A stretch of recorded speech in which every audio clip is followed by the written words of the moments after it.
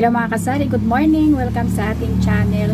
Ngayong araw ng Monday, ako ay mag-haul sa inyo ng aking binili kahapon. Dapat kagabi ko pa yun i-haul pero napagod tayo kaya sabi ko bukas na lang ng umaga ako mag-haul sa inyo. Kaya lang yung iba nating mga paninda ay nabawasan na, nabuksan ko na yung mga box kasi merong bumili at naubusan tayo ng stock dito, so binuksan ko na lang kagabi yung ibang box. So mag-haul ako sa inyo ngayon mga kasari ng aking grocery kahapon na nagkakahalaga ng ayan 6,533. Ang ating binayaran sa grocery ay nasa 3,733 at yun sa palengke naman ay 2,800. Kasi doon sa palengke yun ay ang mga halo-halo na mga pinamimili natin, yung sigarilyo na wala akong ahente, mga asukal, mga harina, at kung ano-ano pang mga pinamimili natin na wala sa grocery. So ngayon, ito yung ating binayaran, 6,533. At doon pala sa nagtanong sa akin na kung saan ko nabibili yung aking mga Sanrio, sa Shopee ko lang yun in order. Dati kasi sa Aklan pa ako bumibili niya nung mayroon pa akong business sa bayan na plasticware and school supplies, kaya lang nag-stop kami doon. At ngayon ay hindi na ako sumasakay sa mga jeep or sa mga minibus kasi nga mayroon akong nervyos. Hanggang ngayon hindi pa nawala yung aking nervyos. So hindi na ako nakakapunta ng Aklan. Mabuti na lang at nakita ko yan sa Shopee. So, sa Shopee lang ako nag-order ng aking mga Sanrio. Lang yan siya sis, pwede kang mag-order at ang laki ng tubo natin sa Sanrio. Halos 4 times yung ating tutubuin sa mga Sanrio o mahigit pa. Kaya lang, syempre, hindi yun siya fast moving talaga sa ganitong klaseng tindahan. Okay lang kung malapit ka sa mga eskwelahan or sa bayan talaga, kasi dati sa bayan yung 1 kilo na in-order ko hindi yan naabot ng 3 linggo, ubos na agad. Kaya lang dito sa akin ay syempre kaunti lang ang mga tao dito at kaunti lang din ang mga bata na mga babae. Mabili lang yan dito kung ginagawa nilang ginagawa nilang Chinese garter or kaya yung pang tirador, yung basta tawag dito sa amin yan tirador. Hindi ko alam kung ano yan sa English yun, mabili yan dito pag ang mga bata ay maglaro ng mga ganyan. So, sa Shopee ko lang siya sis nabibili. Mag-search ka lang sa Shopee ng Sanrio. At umpisahan na natin ang ating pag-haul sa inyo mga kasari ng aking mga pinamili kahapon araw ng linggo. At ito ang unahin natin mga kasari. Ito puro chicheria. Itong Super Crunch, ang bintahan ko dito ay nasa 12 pesos. Ito ay pang personal use namin kasi malapit na yung birthday ni Jasmine sa sa Wednesday na, kaya bumili na ako nitong ihahalo namin sa pansit bihon. So itong laman ng mga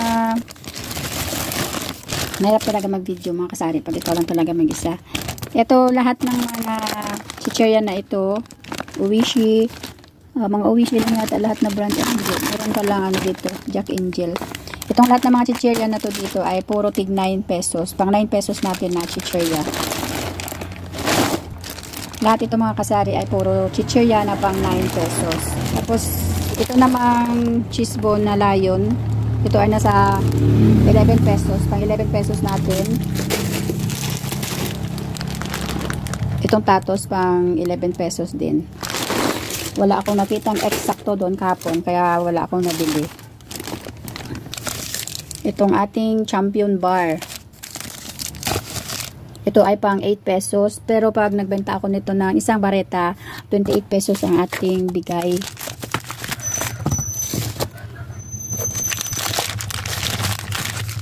Sunsilk na shampoo, pang 7 pesos. Palmolive, pang 7 pesos. Ito ay keratin shampoo, pang 7 pesos.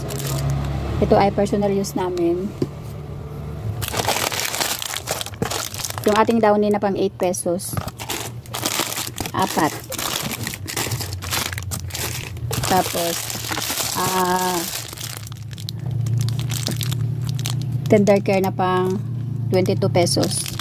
Asa na ba tayo? May bumili lang. Itong ating tender care mga kasari ay pang 22 pesos.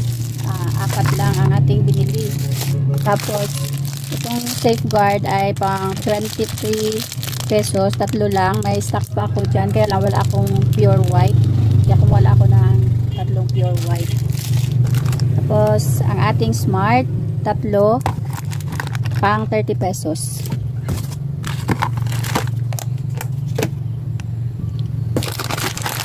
Tapos ito yung mga powder na. Itong ating Pride pang 8 pesos. Half lang, half dozen lang kinuha ko kasi parang kami lang din ang ano nito, gumagamit. Binibili ko lang din ito sa aking tindahan. Pag gumamit ako, bumibili din ako dito. Tapos sa ating Speed na pang 8 pesos. Lahat ng powder ko mga kasari ay 8 pesos. Lahat ng sabon, bareta, yung isang putol na bareta 8 pesos, yung powder natin 8 pesos. At dito naman tayo sa isang box, panghuling box. Meron ako ditong Alaska na pinapalaman ko ng mga bata. Sa ibang grocery ko yan binili. Kasi bumili ako doon ng cheese. Nakita ko meron pala sila. Kaya kumuha na lang ako. Nasa 78 pesos ang dalawang pack. So 650 pala isa nito.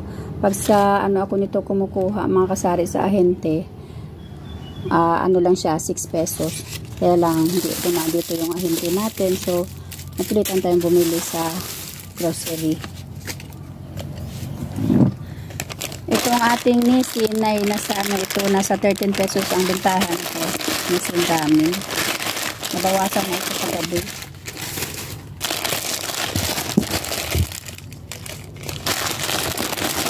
Ito ay chicken, tapos ito ay beef. Ang beef yata ang nabawasan kagabi. Ilang piraso na.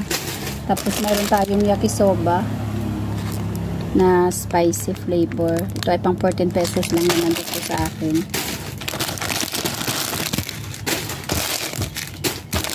Mayroon pa palang mixing dito na dilaw chicken. Tapos 10 Nescafe 25 grams pang 25 pesos natin.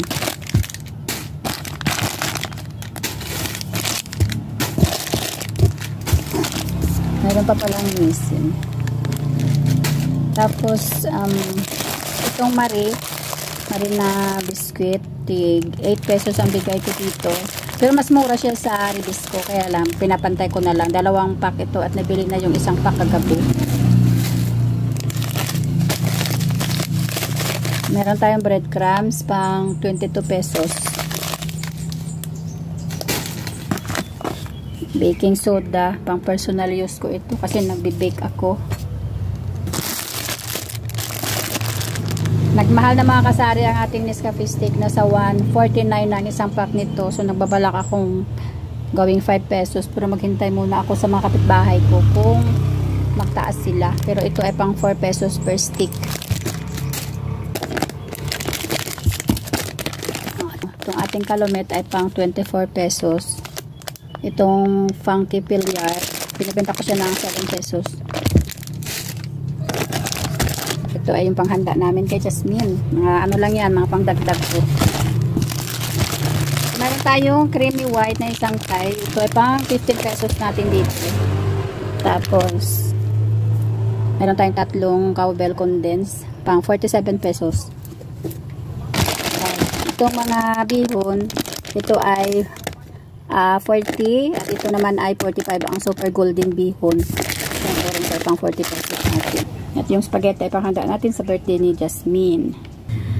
At yun lang mga kasari ang aking haul at share sa inyo ngayong araw dito sa aking tindahan. Every Sunday namimili ako sa grocery doon sa bayan namin para naman yung mga kulang-kulang dito na mga paninda ay binibili ko. Tsaka yung iba naman kasi wala sa ahen. Kaya bumibili tayo sa grocery. Once a week, every Sunday nga yan, napupunta ako doon kung hindi umaga. Kung hindi ako makasimba sa umaga, pero pag nagsimba ako sa hapon, ako napupunta doon. Tapos, pag may kulang-kulang pa, ay mayroong grocery dyan na malaki sa baba lang, sa kabilang barangay. bumibili din ako dyan, gaya nitong mga Chesterfield, kasi wala akong ahente nito. Doon ako bumibili pag kinapos tayo. So yun lang mga kasaring aking share sa inyo ngayong umaga.